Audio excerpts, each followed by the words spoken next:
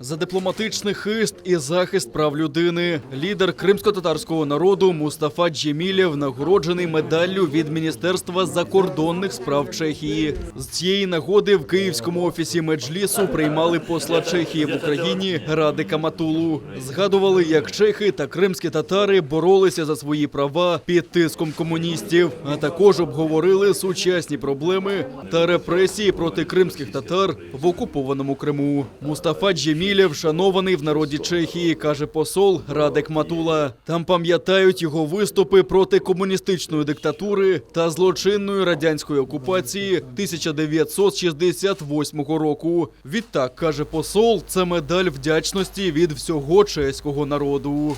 Его знают про его открытое выступление против оккупации Чехословакии, за которое просто он несколько раз сидел в тюрьме.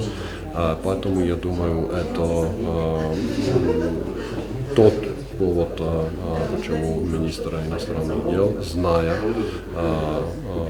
судьбу господина Джемилева и все то, что сделал в пользу Чехословакии. И то, что мы тогда сделали, значит, сегодня не забылось. И этот благодарный чешский народ вот нам отвечает вот с такими добрыми делами.